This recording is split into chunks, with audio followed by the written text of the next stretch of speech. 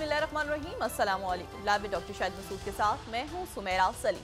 नाज़रीन, supreme court की 8 रुकनी bench ने मखसूस नशिस्तों के केस में इलेक्शन कमीशन और पाकिस्तान तहरीक इंसाफ की दरख्वास्तों पर वजाहत जारी कर दी और कहा है कि 12 जुलाई के फैसले में कोई उबहाम नहीं है। सुप्रीम कोर्ट का 12 जुलाई का शॉर्ट ऑर्डर बहुत वाज़ेह है और इलेक्शन कमीशन ने इस हुक्म को गैर ज़रूरी तौर पर पेचीदा बनाया है। आज कौमी असम्बली और सेनेट का इजलास भी हुआ है। कौमी असम्बली के इजलास में आईनी तरमीम का मुजव्वज़ा पैकेज आज की बजाय कल पेश किए जाने के इम्कानात हैं, जबकि वज़ीर आज़म शहबाज शरीफ साहब की जानिब से विफाकी काबीना का इजलास कल तलब कर लिया गया है। इसके अलावा भी दीगर मौज़ूआत पर आज हम गुफ्तगू करेंगे। स्टूडियो में हमारे साथ मौजूद है डॉक्टर शाहिद मसूद। अस्सलाम वालेकुम डॉक्टर साहब। वालेकुम जी, आपको भी। डॉक्टर साहब, मखसूस नशिस्तों के मामले पर सुप्रीम कोर्ट ने इलेक्शन कमीशन की दरख्वास्त पर वजाहत कर दी है। इलेक्शन कमीशन का वहाम क्या दूर हो गया इस फैसले के बाद? जी, हो तो जाना चाहिए, लेकिन मेरे ख्याल से अभी भी कुछ इलेक्शन कमीशन के में कुछ लोगों से बात हुई तो वो अभी भी इस फैसले को शायद नहीं उन्होंने माना और अभी नोटिफिकेशन नहीं हुआ, या मतलब नोटिफिकेशन से बता दिए कि उनका ये कहना है कि एक आईनी अदारा है हम भी, और ये जिस तरह से बात मुखातिब हमें किया गया है तो वो मुनासिब नहीं है, और उनका शायद इजलास वगैरह भी पीर को हो रहा है। लेकिन इसमें जो बात है सारी वो ये है कि ये जो अरेंजमेंट है पूरा, ये इतना बड़ा जो भारी पत्थर है जिसमें पूरे मुल्क का एक अदालती निज़ाम, जिसमें एक नई अदालत बननी है, जिसमें जो चीफ जस्टिस साहिबान हैं और बाकी जो उनके मुद्दत नितूर पकड़ना है, फिर जजेस का क्या एक जगह से दूसरी जगह, मतलब बहुत ही अजीब सी बात है। लेकिन बहरहाल तरमीम जो है उसको उस पर डिबेट तो होनी चाहिए ना। मेरी बहुत सारे लोगों से बात हुई जो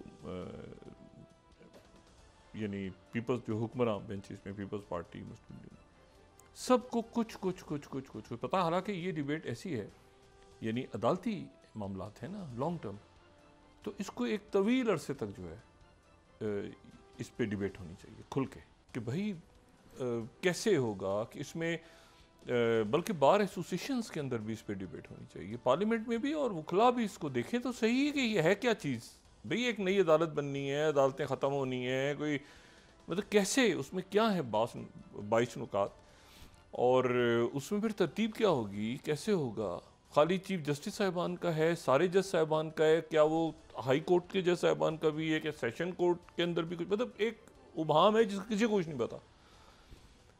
वो ऐसे लगता है कि जैसे कोई डब्बा सा कहीं से आएगा, उसको उसमें सब अंगूठे लगाएंगे, और मतलब किसी को कुछ भी नहीं पता। कि होता है ना कि एक खुल के बात करते हैं कि भाई ये जो है ये बस होता जाएगा शोर हो में, और उसमें एक पास दूसरा पास तीसरा पास, ये था प्लान। तो मेरी बात, मैंने उससे यही कहा, मैंने कहा जी बात ये कि इसको खुल के जो है ना, इसको आप डिबेट करें। देखें, मैं यहाँ पे एक थोड़ी सी बात करके और फिर से निकलता हूँ कि और बहुत सारे अहम, ये तसादुम से बचना चाहिए और ये आपस में बैठ के अफ़ाम तफ़हीम से मामलात को हल करें। देखें, 1997 में जब 97 का जो इलेक्शन था, उसके बाद ये हुआ था कि नवाज शरीफ साहब उसमें 2/3 मेजॉरिटी थी उनकी पार्टी की। तो नवाज शरीफ साहब जो हैं, उन्होंने उसके बाद जो है वो मतलब मुख्तलिफ तरमीम की, उनके पास अथॉरिटी थी। बेनज़ीर भुट्टो साहबा को बहुत कम सीट्स मिली थी उसमें, या दी गई थी, या जो भी कहें आप, क्योंकि वो इलेक्शन जो है ना वो एक अजब सूरत हाल में मुनक़िद हुआ था, बल्कि असेंबली ही एक अजब अंदाज में टूटी थी। और वो जो है वो फारूक गारी साहब अल्लाह उनके मग़फ़िरत फरमाए, उन्होंने वो असेंबली जब डिज़ोल्व की थी, उससे पहले मुर्तज़ा भुट्टो का वाक़या पेश आया था। मुर्तज़ा भुट्टो शहीद हो गए थे कराची में, और बहुत सारे वाक़े, और जो सजाद अली शाह साहब के साथ एक तनाज़ा खड़ा था। तो बहुत सारे मामलात में जो है फिर यहाँ पे जो है वो प्रॉपर जिसे कहते हैं ना एक साजिश हुई, और वो उनकी हुकूमत डिज़ोल्व, यानी साजिश मुराद ये कि लगारी साहब के साथ भी मुस्लिम लीग नून के, मैं उसमें नहीं जाना चाह रहा, बहुत से लोग बहरहाल मिल मिला के वो एक हुकूमत डिज़ोल्व हो गई। उसके बाद 2/3 से आ गए, और उस वक्त जो है वो मलिक मिराज खालिद साहब मरहूम की जो है हुकूमत थी, और उसमें इत्तेफाक से अकाउंटेबिलिटी के हमारे नजम सेठी साहब भी वज़ीर भी थे उसमें। एनीवे और भी उसमें बड़े जो अच्छी काबीना थी वो, लेकिन वो इलेक्शन जो था उसमें नवाज शरीफ साहब जीत गए। अच्छा, अब नवाज शरीफ साहब जब जीत गए तो नवाज शरीफ साहब ने उसमें 3-4 इश्यूज़ हुए उसमें, यानी 97 से लेके 99 तक के जो 2 साल हैं वो अजब एक टर्मोइल है। एक तो कारगिल है ना, उसको तो आप एक तरफ करें, लेकिन उससे पहले जो है वो शहजाद अली शाह साहब वो वाक़या हुआ जो कि सुप्रीम कोर्ट वाला वाक़या हुआ। फिर उसके बाद फारूक लगारी साहब कम वो मतलब अपनी जगह से गए, और फिर जो है वो ये हुआ कि जहांगीर करामत साहब का भी दरमियान में वाक़या हुआ, और उसमें ये हुआ कि नवाज शरीफ साहब ने फिर उसमें तरमीम कर ली और 58(2) भी उसमें से ख़त्म हो गई। अच्छा, 58(2) भी ख़त्म हो गई, और वो 58(2) भी ख़त्म होने से ये हुआ कि अब अगर हुकूमत ने जाना है तो हुकूमत जाने का कोई कानूनी तरीका नहीं है, आइनी तरीका ख़त्म हो गया। तो फिर मुशर्रफ साहब खुद आ गए, ठीक है, क्योंकि 58(2) भी जो है इसके 58(2) भी इससे पहले जो उसका इस्तेमाल हुआ तो वो दुरुस्त नहीं हुआ ना, फारूक लगारी साहब ने किया या गुलाम इसाक़ खान साहब ने किया या बाकी, तो वो 58(2) भी को नवाज शरीफ ने ख़त्म करो, ख़त्म हो गई, वो बफर ख़त्म हुआ तो मुशर्रफ साहब खुद आ गए। उसके बाद ये हुआ कि जब ये ज़ाहिर है इसकी मुख्तलिफ इंटरप्रिटेशन लोग कर सकते हैं, मैं अपने हवाले से जितना थोड़ी सी बात करके आगे निकलता। उसके बाद ये हुआ कि मुशर्रफ साहब आ गए, मुशर्रफ साहब की फिर हुकूमत रही, फिर उसके बाद वो जब ख़त्म हुई तो फिर वही जो है वो जब डोगर साहब थे चीफ जस्टिस, और इफ्तिखार चौधरी साहब जो हैं वो उनको अपने ओहदे से जज आज़ाद जज साहबान उनको हटा दिया गया था। 18वीं तरमीम हुई, सारा कुछ हुआ, लेकिन उसमें ये हुआ 18वीं तरमीम में कि वो इख्तियारात जो हैं वो दोबारा जो है बहुत सारे इख्तियारात अदालतों से चले गए, और वो चले गए हुकूमत के पास।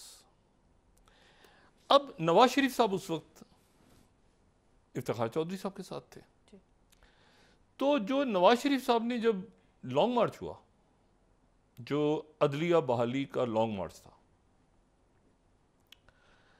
तो उस दिन जो है वो रात हो गई, तो अब हम वहाँ से बाहर से मुल्क के बाहर से मैं वो कर रहा हूँ, बैठ के उसको लाइव कवर कर रहा हूँ जियो पे। एक तकरीर ने वो पता चला फाड़ दी गई है, फिर दूसरी चेंज हुई है, फिर तीसरी, फिर वो यहाँ से जनाब वो आ रहा है, वहाँ से वकला जो हैं वो एतजाज़ एहसन साहब भी हैं और नवाज शरीफ साहब भी हैं, और खान साहब मेरे ख्याल से तहरीक में साथ थे, लेकिन उस वक्त वहाँ नहीं थे जब ये सारा मामला हुआ, तो बाकी भी जो वकला तहरीक चल रही थी। अब उसमें ये हुआ कि उसमें आके हर एक को पता है 2 हेलीकॉप्टर उड़े पिंडी से, और वो ईवान सदर और ईवान वज़ीर आज़म आए, और यहाँ आके फिर जो उस वक्त रहमान मलिक साहब, यूसुफ रज़ा गिलानी साहब, अगर मैं कोई किसी वाक़े की पे गलती करूँ तो मेरी तस्हीह कर सकते हैं, लेकिन जितना मैं रिकॉल कर रहा हूँ तो और DGIB जो हैं वो शोएब सैदल साहब थे, तो ज़ाहिर है का ऐलान करना था गिलानी साहब ने, लेकिन ये है कि सदर जरदारी साहब थे, तो जरदारी साहब तो नहीं मान रहे थे, उन्होंने कहा भाई ऐसा है कि मैं तो नहीं करूँगा। तो फिर गिलानी साहब ऊपर गए शोएब सैदल साहब के साथ, ऊपर से मरा दिए कि जो साथ की ईवान सदर है, और वहाँ जाके उनसे कहा कि भाई आप इसको बहाल करें, वरना ये है कि ये मामला ख़राब हो जाएगा। तो जरदारी साहब का कहना ये था कि गारंटर कौन है कि भाई मामला ख़राब नहीं होगा, क्योंकि ये तो आगे आएंगे, ये तो आगे आके, और उस वक्त जो है वो मतलब ये सूरत हाल हो गई थी कि सुबह तक शायद कुछ भी ना हो, यानी जमहूरियत ही कहीं ऊपर नीचे तसादुम ना हो जाए बहुत बड़ा। तो उसके बाद फिर ये हुआ कि ज़ाहिर कियानी साहब और बादशाह साहब ने आके दरमियान में मामलात को हल करवाया, और जज बहाल हो गए सारे। लेकिन उस दौरान जो है वो एक और खामोश बात भी हुई। एक तो ये हुआ कि जज साहिबान बहाल हो गए सारे, आज़ाद अदालतें, और जो भी ये मौजूदा सिस्टम जो है ये उसी का हिस्सा है। हमारे मौजूदा चीफ जस्टिस साहब भी उस वक्त उसमें थे, और यानी वो जो आज़ाद अदलिया की तहरीक थी। लेकिन फिर उसके बाद जो है वो 19वीं तरमीम हुई। और 19वीं तरमीम जो है उसमें जो ये जो अदालत ने अपने जजेस के जो अपॉइंटमेंट और बाकी सारे मामलात को, मैं डिटेल में जाए बगैर, वो अपने पास वापस ले लिया।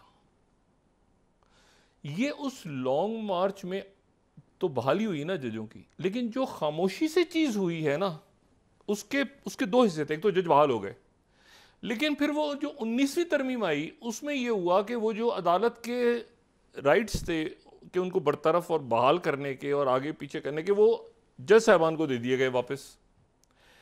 जिसके ऊपर अब बिलावल भुट्टो जरदारी साहब ने कहा है कि 19वीं तरमीम हमसे पिस्तौल रख के करवाई गई। अब पिस्तौल किसने रखा मुझे नहीं पता, लेकिन वो जो उन्होंने जो जुमला कहा है ना कि हमसे पिस्तौल रख के 19वीं तरमीम करवाई गई थी, तो अब वो पिस्तौल ये मुझे नहीं पता किसने रखा, क्योंकि नवाज शरीफ साहब उस तरफ थे उस वक्त। नवाज शरीफ साहब जो हैं वो तो वकला के साथ थे, ठीक है। और जो जजों की बहाली और बरतरफी का जो इख्तियार था, भाई गिलानी साहब ने कैसे बहाल कर दिया? देखिए ना, जजों की बहाली और बरतरफी का इख्तियार तो हुकूमत ने ले लिया था अपने पास। उन्होंने 19वीं तरमीम में वापस अदालतों को दिया कि भाई आप जज साहिबान जो हैं वही अपने जो पावर्स हैं आपकी अदालत के पास ही होगी। अदालत भी इस्टेब्लिशमेंट का एक हिस्सा है, ये जहन में रखें। मुल्क इस्टेब्लिशमेंट है ना, मतलब उसमें जुडिशरी भी है, उसमें जो है वो सिविल ब्यूरोक्रेसी भी है, उसमें मिलिट्री भी है, उसमें और भी बहुत से जो है वो मतलब उसमें तो बात यह कि अदालत ने अपने पावर्स वापस ली कि अपॉइंटमेंट कैसे होगी, कैसे होगा, जुडिशल कमीशन कैसे बनेगा, काउंसिल, ये सारा उसके बाद 19वीं तरमीम। बिलावल साहब कह रहे हैं कि वो पिस्तौल से करवाया गया। अच्छा, नवाज शरीफ साहब उधर थे उस वक्त। अब ये जो है ये वापस पावर जो है वो आ जाए अगर मुझे बताएं कि जो भी वजीर छोड़ देंगे, आज शहबाज शरीफ हैं, कल क्या शहबाज शरीफ साहब, मैं तसव्वुर करें ना, आप शहबाज शरीफ साहब हैं, अब शहबाज शरीफ साहब के पास 5 नाम आ रहे हैं आज, या 3 नाम आ रहे हैं, या 4 नाम आ रहे हैं, 5 नाम आ रहे हैं, तो अपने ख्याल से शहबाज शरीफ साहब फैसला करेंगे? मतलब शहबाज शरीफ साहब फैसला करेंगे क्या? देखिए आज वो हैं, ये कल कोई और होगा, फिर कोई और होगा, तो ज़रा मामलात को ज़रा पढ़ें, देखें। पाकिस्तान पीपल्स पार्टी, फारूक नाइक साहब हैं, उनकी पाकिस्तान पीपल्स पार्टी की बड़ी ज़बरदस्त लीगल टीम, उनके शादत ऐवान साहब हैं, और भी बड़े अच्छी शख्सियात हैं उनके पास, लेकिन उनके पास बड़े ज़बरदस्त लोग थे। बाबर ऐवान साहब, एतजाज़ एहसन साहब, लतीफ़ खोसा साहब, रज़ा रब्बानी साहब, इकबाल हैदर मरहूम, बहुत नाम किसी का मिस कर जाऊँ तो माजरत। तो उनके पास बड़े ज़बरदस्त वकला थे। अच्छा, अब हैं सिर्फ फारूक नाइक साहब। अच्छा, मुस्लिम लीग नून में मुझे बैरिस्टर अकील मलिक साहब नज़र आते हैं ज़्यादा, आज़म रज़ी तारड़ साहब नज़र आते हैं, लेकिन उनको भी बहुत ज़्यादा चीज़ों का गालिबन इल्म है नहीं है, वो क्या देखिए ना। अब कल तक उन्होंने कहा कि आज़ाद हमारे साथ हैं, तो सुबह हो जाएगा, सुबह कुछ और हो गया, मतलब ये तो अजीब सूरत हाल है ना। लेकिन वो जो प्रॉपर पुराने लीगल माइंड्स हैं ना, वो मुस्लिम लीग नून, देखिए अशतर अफाफ अली साहब हैं, लेकिन वो बहुत ज़्यादा मेरा ख्याल से इनर टीम का शायद हिस्सा नहीं है। फिर मेरा ख्याल है कि अकरम शेख साहब शायद बहुत हैं इन या नहीं हैं, मैं नहीं जानता, लेकिन वो मुस्लिम लीग नून में कभी भी नहीं रहे। ये आज़ाद मनश जो है, ये वकला, जो सीनियर वकला, जिनकी गहरी नज़र आइन और कानून पे रही है, तो मुझे नहीं पता कि कौन सी वकला की या मुशीरान की टीम है जिसने इसको वेट किया है, इन सारी की सारी तरामीम को देखा है, पढ़ा है, समझा है। इसके मतलब कब शहबाज शरीफ साहब या नवाज शरीफ, ये शहबाज शरीफ साहब के नवाज शरीफ साहब और जरदारी साहब की आपस में तवील मुशावरत हुई है कि ये हमने आइनी तरामीम करनी है। मतलब ये कोई मजाक नहीं हो रहा, एक नई अदालत बननी है, कोई मतलब बहुत कुछ है इसमें। तो भाई कैसे, क्या मतलब इसका कोई एक, अब वो किसी को भी नहीं पता, ठीक। तो अब अजीब सूरत हाल बन गई। उसके नतीजे में सारे हंसी मजाक हंसी मजाक। वो भाई आप इसमें देखें तो सही कि इसमें क्या है। 22 तरामीम में पता चला कि वो, मुझे नहीं पता पास होती है कि नहीं होती, मगर उस पर डिबेट पता तो चले किसी को कि भाई बहुत इसके मतलब एक लॉन्ग टर्म इफेक्ट्स होते हैं ना। और अमूमन ऐसे होता है, इस मुल्क की तारीख ये है कि जो कवानीन जो भी बनाता है वो उन्हीं कवानीन के नीचे आ जाता है। अगर आपने उसको सही तरह से देखा नहीं कि वो क्या हुआ है। गिलानी साहब ने ऐलान कर दिया, दे दिए इख्तियारात। गिलानी साहब थोड़े दिनों बाद रुखसत हो गए अदालत से। वो कहते हैं ना कि 2 वज़ीर आज़मों को अदालत ने भेजा, एक नवाज शरीफ साहब चले गए और एक गिलानी साहब चले गए। तो आप मुझे बताएं कि इतनी बड़ी तब्दीली क्या अदालत करेगी? मुल्क के वज़ीर आज़म को अगर भेजा गया तो उसकी कोई और भी तो पावर्स टू बी होंगी ना। तो मैं ये सारी सिंपली बात कर रहा हूँ। तो इससे फ़र्क इससे बस ये होगा कि वो एक जो जमहूरी चीज़ है वो जमहूरियत और ज़्यादा कमज़ोर होगी इससे, कि जी 5 नाम आ रहे हैं, बहस हो रही है। पहले ही अदालतों के जज साहिबान के बारे में इंतहाई काबिल एहतराम है सारे, लेकिन वो जो कुछ हो रहा है, डिस्कशन हो रहा है, मैं तो उसका हिस्सा नहीं बनता। ये इसको बैठ के आराम से, यानी नाम लिए बगैर अगर सीनियर वकला बैठें और हुकूमत भी उनके साथ मुशावरत करे, ये अरेंजमेंट में जो लोग मौजूद हैं वो बार एसोसिएशंस के साथ बैठें, वो वकला तंजीमों के साथ बैठें, वो मतलब इसको डिस्कस तो करें पटारे में है क्या। ये तो ऐसे ही है कि आप पाकिस्तान के डॉक्टर्स के हवाले से एक पूरा महकमा सेहत के कोई कुछ करने जा रहे हैं और उसमें डॉक्टरों को पता ही नहीं है, ना नर्सों को पता है, ना पैरामेडिक्स को पता है। मतलब आप कुछ बनाने जा रहे हैं डॉक्टरों के बारे में, बताइए। आप सबसे पहले तो कम से कम पीएमडीसी से तो रब्ता करेंगे ना आप, या कॉलेजों के प्रिंसिपल से तो बात करेंगे ना आप। तो अब उसमें अजीब, तो ये मेरा सिर्फ ये है कहने का, या बिल्कुल आप पुलिस की रिफॉर्म्स करनी है आपने, तो पुलिस की रिफॉर्म्स आप कर रहे हैं और पुलिस ऑफिसर्स उसमें है नहीं शरीक, रिटायर्ड या मतलब ये इस तरह नहीं होता। मुझे नहीं पता कि ये शायद अगले हफ्ते फैसला आ जाए तफसीली, जो यहाँ इस्लामाबाद में बात चल रही है। तो ये अब वो उधर वो 19 तरमीम में वो वहाँ थे। ये जो जब इफ्तिखार चौधरी साहब के बहाल हुआ है, अदालतें बहाल हुई हैं, अब बिलावल साहब ने कहा ना कि हमसे पिस्तौल पे करवाई गई थी 19 तरमीम, तो वो जो है वो उस वक्त तो अब ये है सारा, यानी इख्तियारात जो हैं जज साहिबान के वापस एग्जीक्यूटिव के पास आ जाएं। तो अगर एग्जीक्यूटिव के पास आ जाए तो पता चला कि अच्छा मुझे बताएं ना, 5 जज साहिबान हैं, 4 के नाम आ गए, मैंने किसी एक को चीफ जस्टिस बनाना है, 4 नाम आ गए, 4 सीनियर के नाम आ गए, तो वो चारों फर्ज करें तो चारों तो मुझे खुश रखेंगे ना, अपनी अपनी लॉबिंग करेंगे कि उन एक मफरूजे के तौर पे अगर 4 नाम आ गए। अभी तो एक सिलसिला है ना यहाँ पे कि एक जज रिटायर होते हैं, दूसरे आते हैं, सीनियरिटी ऐसे चल रहा है। अब अगर बहुत सारे 4-5 नाम होंगे तो अभी से वो शुरू हो जाएगा, यार एक मिनट ज़रा देखें, ये इस अदालतों को इंडिपेंडेंट जितना रखा जाए उतना मुनासिब होता है, ताकि एक आम आदमी को भी पता हो कि भाई मैं किसी ताकतवर तरीन शख्स के लिए के खिलाफ भी जाना हो मुझे, तो मैं अदालत का दरवाज़ा खटखटाऊंगा। अब पता चला कि मैं जहाँ जा रहा हूँ वहाँ तो वो कोशिश हो रही है कि आगे जो है वो, क्यों आप कभी एग्जीक्यूटिव के, ये अजीब सा एक तरीका है। तो लेकिन बहरहाल अब जाहिर है कि देखते हैं कि इसकी क्या, ये बड़ी अजीब सी बात है ना, क्योंकि वो तो उन्होंने, मैंने किसी को मतलब कोई एक्सीडेंट हो गया, कोई और वाकया हो गया, कोई अदालत में गया, अगवा हो गया, कोई 1000 चीज़ें होती हैं, मुकदमात होते हैं। अब मतलब उधर गए, उन्होंने जाके कहा कि यार नहीं, ये तो भाई नाराज़ हो जाएंगे, फलानी पार्टी के लोग हैं, और जो भी हुकूमत है, पीटीआई है, नून है, पीपल्स पार्टी, उनके लोग हैं, और नाराज़ हो गए तो हम आगे जज कैसे बनेंगे। तो ये इस जजों को इंडिपेंडेंट करें आप, वो आज़ाद फैसले करें। तो ये है सूरत हाल।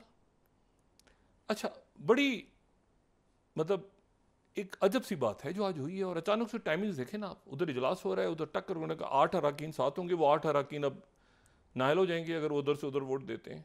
तो उधर अक्सरियती पार्टी बन के आ गई है तहरीक इंसाफ, फिर अक्सरियती पार्टी, वो 2/3 लूज़ कर गए, पहले लूज़ कर चुके तो और लूज़ कर गए, तफसीली फैसला आ रहा है। तो ये देखें इसको कैसे अवाम तफहीम से कैसे इसको ठीक करते हैं। अच्छा, दूसरी इत्तेहादी हुकूमतें पहले भी बनी है, ऐसी नहीं बनी कभी भी, यानी इत्तेहादी जो है वो क्या शहबाज शरीफ साहब को जवाब दें, नहीं है ना, मतलब अजीब सा एक सेटअप बना हुआ है ना। तो उसको, इस अरेंजमेंट को ठीक करना ज़रूरी है। रज़ा रब्बानी साहब की जो 18वीं तरमीम हुई थी बंद कम, लेकिन प्रॉपर डिस्कस हुआ था उस वक्त, प्रॉपर डिस्कशन हुए थे अंदर, ओपन नहीं हुए थे 18वीं तरमीम बाहर, लेकिन प्रॉपर डिस्कशन तो हुए थे ना कम से कम इत्तेहादियों में। तो ये है कि यहाँ तो पता ही किसी को नहीं था। तो ये इतनी अदालत, नई अदालत बन नहीं है, ये बहुत बड़ी बात है। फिर आपने जजेस को एग्जीक्यूटिव कैसे अपॉइंट करेगा? एग्जीक्यूटिव जजों को अपॉइंट करेगा तो फिर तो सारा वक्त तो जज अपना काम छोड़ के लगे रहेंगे भाई कि हमने बनना है कि हमने बनना है। अजीब सी बात है ना। ये उनको सीनियरिटी है, जो भी उनका सिलसिला है वो जजों के पास, अदालतों के पास रहने दें आप, ठीक है ना। तो इन अदालत ख़त्म हो जाएगी, मतलब अजीब भाई, अजीब बारह। अच्छा, अब इसमें जो है वो तो मतलब हर शख्स एक नई अपनी कहानी सुना रहा है, तो अदालतों का बहुत संजीदा मामला है। इसको बरए करम पब्लिक में लाके और एक डिबेट करवाएं जिसमें वकला भी हों, जज साहिबान हों, साबिका जजेज हों, लोग हों, तो पता चले सबको। बड़ा अनहोना वाक़या हुआ है, ऐसा हुआ नहीं है कभी आज तक कि बरतानिया और अमेरिका के दरमियान किसी बात पे इख्तिलाफ हो जाए। दोनों इत्तेहादी हैं। अभी तो MI6 और CIA साथ बैठे, फिर उसके बाद जो है वो सेक्रेटरी ब्लिंकन और डेविड लैमी यूक्रेन गए, सारी बात हुई, और बरतानवी वज़ीर आज़म जो हैं स्टारमर, वो उनकी प्रेसिडेंट बाइडन से मुलाकात हुई और वो वापस पहुंच गए हैं मेरा ख्याल है बरतानिया। लेकिन मुलाकात में ये तय नहीं हो सका, इस बात पे इख्तलाफ हो गया कि क्या यूक्रेन को इजाज़त दी जाए कि वो ATACMS जो हैं उनका इस्तेमाल करें मिसाइल्स का, रशिया, डीप इनसाइड रशिया, या स्टॉर्म शैडो मिसाइल्स जो कि यूरोप में बन रहे हैं लेकिन बरतानिया, फ्रांस, जो कल मैंने बात की थी, उसका फैसला नहीं हो सका। और बाद में कोई प्रेस कॉन्फ्रेंस, प्रेस ब्रीफिंग भी नहीं हुई। जॉन कर्बी जो कि उनके नेशनल सिक्योरिटी के स्पोक्स पर्सन हैं, उनकी जानिब से जो इशू हुआ अलामिया, तो उसमें जो है वो फोर्थ अगर हम देखें तो उसमें वो कह रहे हैं कि अमेरिका की पॉलिसी वही रहेगी जो पहले से है। यानी पहले से क्या पॉलिसी है कि मतलब हमने जो है वो उनको परमिशन नहीं देनी, ठीक है। फोर्थ स्लाइड अगर हम दिखाएं वाइट हाउस, तो ऑन द रिकॉर्ड जो प्रेस ब्रीफिंग है उसमें जॉन कर्बी ये कह रहे हैं कि जो western coalition is going to lift a ban on Ukraine using, अच्छा ये सवाल हुआ था, तो जवाब जो है वो उन्होंने आगे से ये दिया कि जो जवाब है, यानी ये तो क्यू है ना, तो उनका जवाब ये था कि नहीं, हमारी पॉलिसी आगे वही रहेगी जो कि पहले थी, ठीक है। हम मेरा ख्याल से हमने उसके आंसर को हमने नहीं इसमें मेंशन किया, ये आ गया। I would not expect there to be any announcements on this coming out of the meeting today. No change to our policy Lara with respect to the long range capability in sight. I leave it at that. अच्छा, अब ये बड़ी एक अजब सी बात है कि वो जो हैं वो मिसाइल्स तो उनके पास हैं, आप इस्तेमाल नहीं कर सकते, यानी मिसाइल्स उनके पास हैं। और अगर हम ये एक दफ़ा दोबारा देखें, इनकी जो रेंज है, ये जो स्टॉर्म शैडो की जो रेंज है वो 250 किलोमीटर या 155 माइल्स है उसकी रेंज। सेकंड अगर हम देखें इसको, सेकंड स्लाइड, और इसमें जो ATACMS हैं मिसाइल्स, उनकी जो रेंज है वो 190 माइल है, या जो है वो 100 माइल। एक टाइप जो है वो 100 माइल तक है और एक 190 माइल तक है। अच्छा, अब जो मैंने बात की थी ना, दुनिया का अगर हम नक्शा देखें, पूरी दुनिया का, तो रूस दुनिया का सबसे बड़ा मुल्क है रकबे के एतबार से। अगर हम एक मैप देखें जिसमें बिल्कुल खाली रशिया को रशिया नज़र आ रहा हो, तो रशिया जो है वो पूरे दुनिया के नक्शे पे एक सबसे बड़ा मुल्क है, ठीक है। और उसमें जो ये है 6000, थर्ड स्लाइड दिखा दी मेरे ख्याल से, खुद ही हमारी प्रोडक्शन टीम थोड़ा सा इसको देख ले। तो ये जो ये दुनिया, ये 6000 मुरब्बा माइल्स पे है, 6000, और उनकी रेंज क्या है 250 किलोमीटर, 150 किलोमीटर। जो इसका जो रकबा है, ये थर्ड स्लाइड पे रहिएगा, इसका जो रकबा है वो है 6000 मुरब्बा माइल्स। अच्छा, इसमें जो है यानी इतना बड़ा रशिया है, दुनिया का सबसे बड़ा मुल्क रकबे के लिहाज से। अच्छा, अगर हम फोर्थ देखें, फोर्थ पे तो 11 टाइम जोन्स हैं, यानी 11 time zones, Russia 11 time zones आते हैं, इतना बड़ा मुल्क है। ठीक है, टाइम जोन होता है ना कि पाकिस्तान इंडिया का टाइम आधा घंटा, तो उधर आधा घंटा, तो इधर 1 घंटा। 11 टाइम जोन्स एक जगह से दूसरी जगह तक जाते हुए, और दरमियान में उरल पहाड़ जो हैं, उरल के जो पहाड़ हैं, अगर हम फिफ्थ देखें तो उरल के पहाड़ जो हैं वो इसको तकसीम कर देते हैं यूरोप के रशिया में। उरल के पहाड़, उरल माउंटेन्स जो हैं ये, ठीक है, जो ऐसे आपको नजर आ रहे हैं बिल्कुल नॉर्थ, ये ऊपर जाते हुए, ठीक है, और ये तकसीम कर देते हैं यूरोप के रशिया में, और बाकी साइबेरिया पूरा, बाकी पूरा। अब वो जो है इलाका जो उरल के पहाड़ों के उस तरफ है, उधर ही मॉस्को है, उधर ही सेंट पीटर्सबर्ग है, उधर ही सारे मुल्क हैं, सॉरी सारे शहर हैं बड़े, और ये पूरा सर्बिया है। और आज के दिन ये जो 2024 है, उसमें भी जो जदीद तरीन ट्रेन हैं उनसे भी 6 दिन लगेंगे आपको सफ़र करते हुए, एक कोने से लेके मशरिक से लेके मगरिब तक, या मगरिब से लेके मशरिक तक, इतना बड़ा है रशिया। ठीक है, अच्छा, इसमें जो अब इशू यह है कि जो इसकी जो मगरिबी साइड है वो एक पिज़्ज़ा की तरह है। इसकी जो मगरिबी साइड है वो उसको देखें तो एक पिज़्ज़ा लगता है। ठीक है, बिल्कुल ऐसा लगेगा कि जैसे एक पिज़्ज़ा है। ठीक है, एक पिज़्ज़ा की शक्ल में आपको नज़र आएगा इसकी मगरिबी साइड। और वो पिज़्ज़ा जो है वो पिज़्ज़ा की शेप में आपको बिल्कुल ये ऐसे आपको नज़र आएगा, जो कि नॉर्थ यूरोपियन प्लेन है। ये बिल्कुल ये साइड एक पिज़्ज़ा है, क्योंकि ये एक मैदान है, ये एक मैदान, उरल के पहाड़ खत्म हुए और फिर ये मैदानी इलाका शुरू हो गया जो कि प्लेन है, यानी प्लेन से मुराद मैदान है। और ये जो है इसमें फ्रांस भी है, फ्रांस का बहुत बड़ा हिस्सा है, इसमें जर्मनी का हिस्सा है, इसमें पूरा पोलैंड है, इसमें जो है वो बाकी मुल्क हैं सारे। ये है वो पिज़्ज़ा, बिल्कुल वही जो पिज़्ज़ा है उसको देखें तो ये मुल्क आ रहे हैं उसमें। वो पिज़्ज़ा जो उधर दिखाया था वो इधर है। अच्छा, इसमें दरमियान में पोलैंड से दाखिल हो तो ये बेलारूस में एंटर होके तो फिर उसके बाद जनाब आप जाके सीधा जो है वो रशिया आगे आता है।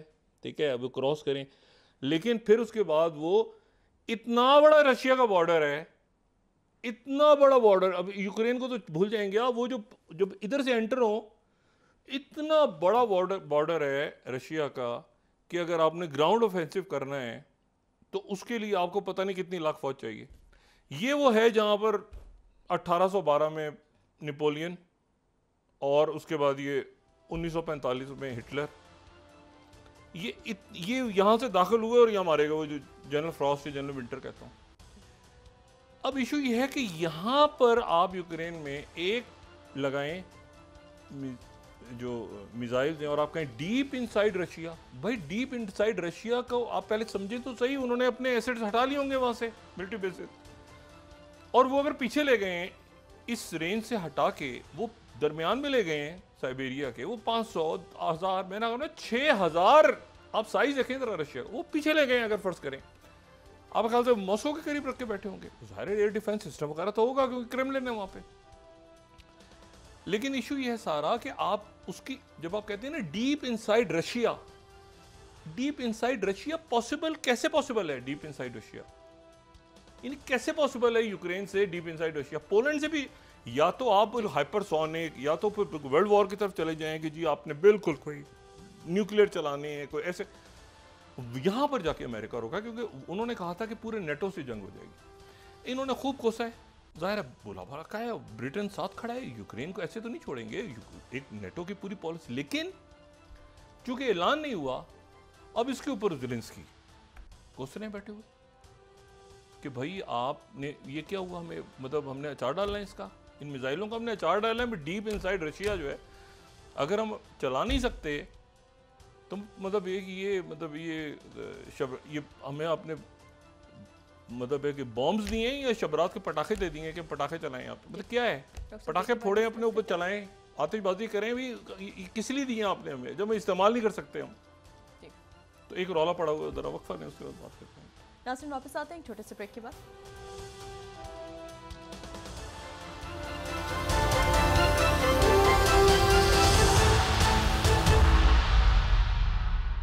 वेलकम बैक नाज़रीन।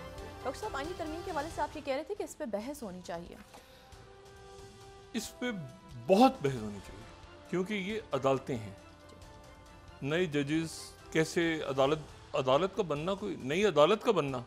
देखिए ना, इस वक्त हमारे पास जो है वो मुल्क में आप करप्शन को ज़रा देखें कि कहाँ पे है, एलिट कैप्चर को आप देखें और अदारे देखें आप कितने हैं। एक नैब है, एक FIA है, पुलिस है, और पता नहीं कितने अदारे हैं खुदा जाने। लेकिन आप ये देखें कि अदालतें, वफाकी मुत्तसिब का एक अदारा है, उसके बाद वफाकी शरई कोर्ट है, फिर ये कि सेशन कोर्ट्स, हाई कोर्ट, सारे। अब एक अदालत अलग आप बनाएं जो आइनी अदालत हो, यानी उसमें क्या होगा वैसे, सारा आइन डिस्कस होता रहेगा, वो आइन तो खामोश हो जाता है हर जगह। तो फिर उसमें जज नए अपॉइंट होंगे या इन अदालतों से नए जज कैसे अपॉइंट होंगे, कौन से चीफ जस्टिस होंगे, वो क्या इन अदालतों से, मतलब ये इसके ऊपर एक संजीदा बहस की ज़रूरत है। ये ऐसे नहीं है कि कहीं से कोई आ गया डब्बा चलता हुआ और आपने जो है उसको उस पर, ये एक आप इसमें बार एसोसिएशंस, इसमें जो मौजूदा जज साहिबान, रिटायर्ड जज साहिबान, पब्लिक डिबेट कि भाई कैसे इसमें देखें ये हमारे लिए अच्छा है, मुल्क के लिए ऐसे होना चाहिए, अदालती इस्लाहात कैसे होनी चाहिए। बिल्कुल दुरुस्त है कि हज़ारों मुकदमात पड़े हुए हैं, बिल्कुल, लेकिन ये है कि वो उस पर इस ये को टाइम है, जबकि इस वक्त इश्यूज़ क्या हैं, सिक्योरिटी कंसर्न्स इतने हैं, ठीक है ना, आपके बॉर्डर्स के ऊपर इंटरनल सिक्योरिटी, सोशल अनरेस्ट, जो मैं हमेशा कहता हूँ इकॉनमी का इशू है, फाइनेंस कैसे आपने बहुत इशू, मिनी बजट आना है नहीं आना, वो छोड़ छाड़ के सारा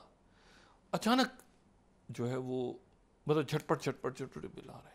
अब ये अप्रूव होता है तो भी बहरान है, नहीं होता तो भी बहरान खड़ा है, दोनों सूरतों में बहरान है। तो उसकी वजह मैंने आपसे कहा ना कि अभी वो तफसीली फैसला आना है, वो तो झलक दिखा के चला गया ना आज, एक छोटा सा हिस्सा उसका, उस फैसले का कि जो कि ये था इससे मुतालिक मखसूस नशिस्तों से मुतालिक। तो बाकी उस फैसले में क्या होगा डिटेल जजमेंट में, तो उसको ज़रा देखें। तो यानी ये उससे पहले करना चाह रहे हैं ताकि वो जो है जब रिव्यू में जाएं चीज़ें तो वो कुछ और ये मुल्क आगे चले, इसको बुरानों से निकालें सब। तहरीक इंसाफ भी ये हुकूमत जो अरेंजमेंट है, जो हुकूमत में बैठी हैं पार्टियाँ, अरेंजमेंट इसलिए कहता हूँ पॉलिटिकल पार्टियाँ बड़ी वो इस अरेंजमेंट में बैठी हैं, लेकिन जो पार्लियामेंट के अंदर वो तमाम तर जो सूरत हाल बनी इलेक्शन से पहले, ठीक है, जो बल्ले के निशान से शुरू होती है और फिर उसके बावजूद वो सबसे बड़ी पार्टी है। अब आप क्या करेंगे इसको? तो इशू ये है कि वो ट्रिब्यूनल्स अपनी जगह पे मौजूद हैं, इलेक्शन ट्रिब्यूनल्स, ये वो सारे, तो ये अदालतों को तो हर मुल्क में अदालतें आज़ाद होती हैं। बड़े से बड़े जो ताकतवर से ताकतवर तरीन शख्स को अदालत जो है वो बुलाती है, और एक आम शख्स को भी अंदाज़ा होता है कि ये जो अदालत है मैं यहाँ जाऊँगा तो मुझे इंसाफ मिलेगा। अगर पता चला उनके जजेस ही अपॉइंट हो रहे हैं ऊपर, तो इस तरह नहीं होता, तो फिर कौन किसी ताकतवर के ख़िलाफ़ जाएगा? वो ताकतवर तो ऊपर बैठे हुए हैं। ये एतमाद लोगों का अदालतों पे होता है, ये इस तरह ना करें बराए करम कि अदालतें जो है हमारे अंगूठे के नीचे आ जाएं, ठीक है। जमहूरियत हो तो भी हाँ उसका गलत इस्तेमाल नहीं होना चाहिए। मैंने आपसे कहा ना 58(2) भी जो है उसका इस्तेमाल कोई ठीक हुआ गुलाम ईसा खान के दौर में या फारूक गहारी साहब के दौर में? नहीं, बिल्कुल भी नहीं। लेकिन ये कि उसको कोई हल निकालना चाहिए। अच्छा, अब ये कि अब देखें क्या होता है। हम तो डिस्कस करें, अगर करना भी है तो डिस्कस करें पब्लिक डिबेट में, उसमें तो लाए ना कि मुख्तलिफ लोग बहस कर रहे हैं, बात हो रही है, मतलब वकला बैठे हैं, सुप्रीम कोर्ट बार एसोसिएशन हैं, हाई कोर्ट बार एसोसिएशन हैं, मतलब उसमें डिस्कशन तो एक तो ये मामला हो गया कि वहाँ पर, अच्छा ये मैं यहाँ पे कोट कर रहा हूँ गार्डियन को, 29 अगर हम दिखा सकें slide, Ukraine war briefing, Biden Starmer stop short of announcing storm shadow permission, ठीक, यानी जो हासिल हुआ वो ये हुआ कि वो परमिशन नहीं मिल सकी, मतलब उन्होंने कंडेम किया बहुत ज़्यादा।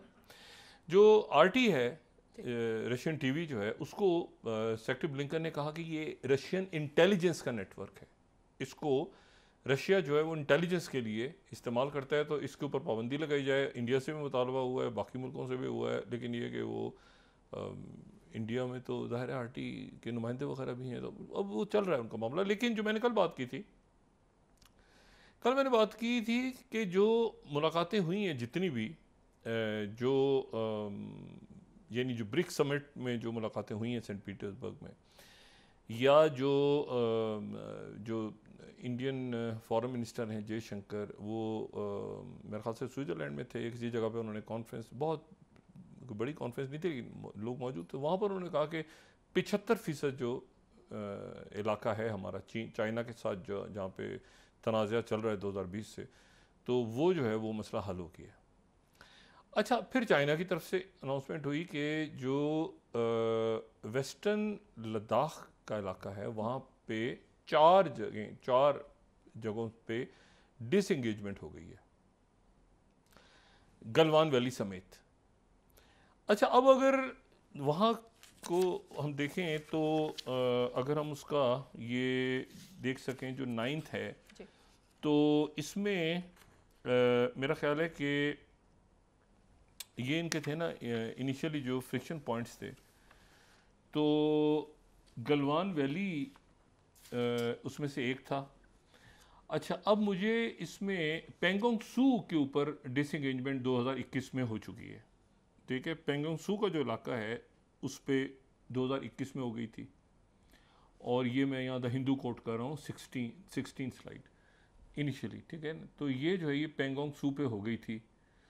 अच्छा, उसके बाद जो है वो दूसरा जो इलाका था वो मेरा ख्याल है कि गोगरा और हॉट स्प्रिंग के ऊपर भी, दक्कन हेरिटेज को मैं कोट कर रहा हूँ, यहाँ पर भी हो गई थी डिसएंगेजमेंट।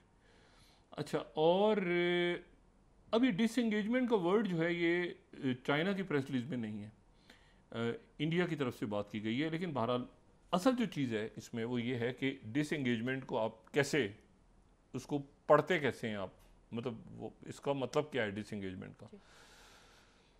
मतलब है कि डिसएंगेजमेंट का मतलब इसको इस तरह से, जिस तरह हम बात कर सकते हैं कि किसी ने अपना लैंड, गालिबन चाइना ने तो बिल्कुल भी नहीं छोड़ा होगा, वो जब वो जो होता है ना कि एक दूसरे को सामने बैठ के घूर रहे हैं, तो वो भी फ़ौज अपनी जगह, फ़ौजें खड़ी होती हैं। और डिसएंगेज से मुराद ये है कि मेरा ख्याल है कि एक तो डीएस्केलेट हो गया ना, कि वो ठंडा हो गया मामला, ऐसा भी नहीं हुआ कि वो वापस विड्रॉल हो गया।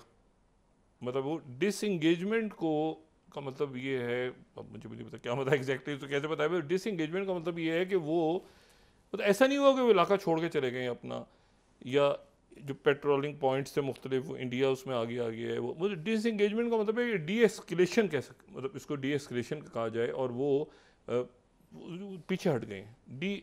डिसएंगेजमेंट का मतलब है, अच्छा अब उसमें ये बहुत अच्छा है, एक्सेलेशन तो नहीं हो रही ना कम से कम, लेकिन फौजें दोनों तरफ की अलर्ट होंगी, क्योंकि ये वो सूरत हाल थी जिसके ऊपर मैंने 2017-18 में कहा था कि दोखलाम के अंदर ये प्रॉब्लम हो रही है। अब उस वक्त बड़ी एक होता है ना कि वो एक अजीब सी बात लग रही थी, तो मैंने कहा था कि नहीं, दोखलाम के ऊपर जब इंडियन प्राइम मिनिस्टर मोदी गए थे वहाँ, तो मैंने ये उसके बाद ये बात की थी, जिसके ऊपर काफ़ी मतलब एक अजीब सा था कि मैं कहता कि नहीं, आप इसको ये गड़बड़ है, ये दोखलाम मसला आगे बढ़ेगा।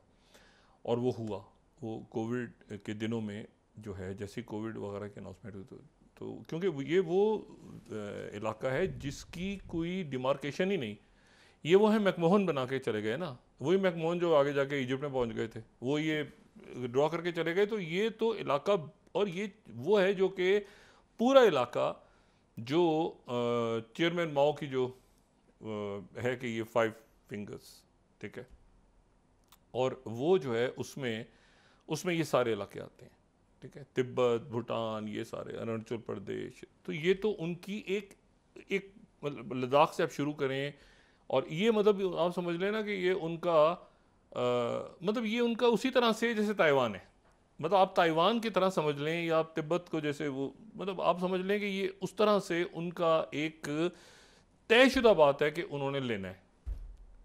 उन्होंने लिया, एक इलाका तो ले लिया उन्होंने बरतानिया से,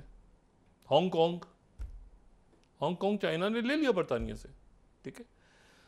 तो बात यह है कि वो इसी तरह से ताइवान भी उन्होंने लेना है और ये उनकी पॉलिसी का हिस्सा है। ऐसा नहीं है कि ये उन्होंने कहना है कि जी नहीं, लद्दाख उनका है।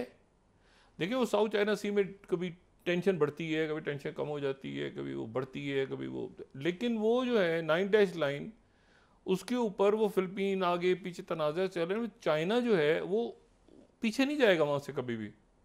वो डी एस्केलेशन हो सकती है ज़रूर, ठीक है, डिस्प्यूटेड वाटर है, कैसे क्या, और ये इसलिए हुई है सारा।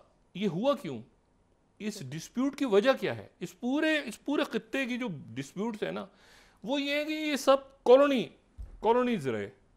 जब यहाँ से कॉलोनाइजर वापस गए तो अपने जाते जाते तनाज़ात छोड़ के चले गए, जाते जाते वो ऐसे बॉर्डर्स खींच के चले गए जो कि अभी तक, चाहे वो कश्मीर हो, चाहे वो जो है वो ये चाइना इंडिया हो, और बहुत सारे रोले, ये पर्शियन गल्फ के अंदर जजीरों पे फटे अभी तक चल रहे हैं, ठीक है ना। पर्शियन गल्फ कहते हैं तो अरब मुल्क नाराज़ हो जाते हैं, वो कहते हैं इसको अरेबियन गल्फ कहें आप। तो इतना सेंसिटिव है इशू। अब इसमें ये है मामला, तो एक तो वो लेकिन ये डिसएंगेजमेंट है, ये इशू रिजॉल्व नहीं हुआ, ये एक्सक्लेट भी नहीं हो रहा। अच्छी बात इसमें ये है कि एक्सक्लेशन नहीं है इस वक्त वो कम से कम मुलाकात हुई है। अब वो ब्रिक्स समिट होगी, उसमें इंडियन प्राइम मिनिस्टर मोदी जाएंगे, उनसे मांगी से मिलेंगे। दोनों को पता है कि ये इसमें, अब आगे देखें ना वो कैसे मामलात जो है वो चल रहे हैं। चाइना की साइड से जो बात आ रही है वो बिल्कुल डिफरेंट है, इंडिया की तरफ से भी मेरे ख्याल से वो भी मोहतात होंगे, क्योंकि ये इश्यूज़ बड़े सेंसिटिव, जब तक ये हल नहीं होंगे ना मामलात कि भाई ये बॉर्डर डिस्प्यूट तो सवाल, मतलब अजीब है ना मामला, यानी वो चले गए छोड़ के, इसको रिजॉल्व करना बड़ा ज़रूरी है। ये रिजॉल्व होगा सिर्फ डायलॉग से ही, दोनों तरफ से विन विन बात कोई निकले तो ये मामला हल हों। लेकिन ये है कि ये एक्सेलेशन कम से कम नहीं हो रही। अब इसको जो है वो इंडिया के लिए बड़ा इम्पोर्टेंट है ना कि वो इसको उसमें जाता है तो उधर से अमेरिका, उधर से चाइना, तो वो जो एक सिचुएशन बनी हुई है ना, जो कई मुल्कों कई जगहों पे वो है, लेकिन इंडिया में ख़ास तौर पे है। इंडिया एक बड़ी आबादी का मुल्क है, वो बड़े उसके लोग वहाँ पे ज़बरदस्त लोग हैं, ख़ास तौर पे जो टेक्नोलॉजी में और इस तरफ जाए, तो वो इस वक्त जो है ना वो बैलेंसिंग एक्ट, उसमें ये काम अच्छा हुआ है कि चाइना ने इस वक्त देखा है कि प्रेशर ज़्यादा आ रहा है, और ये बांग्लादेश के बाद चाइना थोड़ा सा, वैसे भी मैं वो बात नहीं करना चाह रहा जो चाइना की तरफ से मुख्तलिफ लोगों से बात हुई है, लेकिन ये है कि वो बहरहाल ये एक अच्छा स्टेप हुआ है कि यहाँ पे एक्सकेलेशन नहीं हो रही, और कम से कम हैंडशेक हुआ है। और इसको तय कैसे करना है आगे कि ये मामला हमेशा, क्योंकि उनके नज़दीक भी ये बहुत इंपॉर्टेंट है, इंडिया के नज़दीक भी इंपॉर्टेंट है कि आप परमानेंटली कैसे मांग लें उस पूरे इलाके को ही, मतलब दे दें उनको, जिसको 4000 किलोमीटर कहते हैं राहुल गांधी अमेरिका में। तो ये जो है ये अब अच्छी खबर है। ये इतनी जंगें हो रही हो ना जहाँ, तो वहाँ पे जो है ना डी एस्केलेशन की खबर अच्छी है। लेकिन इसमें देखें कि अभी गज़ा से क्या खबर आती है। मॉस हस्टन दोबारा पहुँच रहे हैं इसराइल, कल से वहाँ उस पर बात करेंगे कि वहाँ पे क्या सिचुएशन डेवलप हुई है। वहाँ पे सीरिया और लेबनान पे एक्सलेशन को रोकने की कोशिश हो रही है, और अब मेरे ख्याल से ये वो हफ्ता है कमिंग भी, इसमें तय हो जाएगा कि वो सीज़ फायर एग्रीमेंट होता है, नहीं होता तो फिर वो मामला किसी और तरफ ले जाएंगे। जी बहुत शुक्रिया डॉक्टर साहब। नाज़रीन, इसके साथ ही आज का प्रोग्राम अपने अख्ताम को पहुंचा। मुझे सुमेरा सलीम को इजाज़त दीजिए, अल्लाह ने के बाद। जी डॉक्टर साहब, अपने दोस्तों रिश्तेदारों को, नवाह के लोगों का सब ख्याल रखिएगा। अल्लाह हाफ़िज़।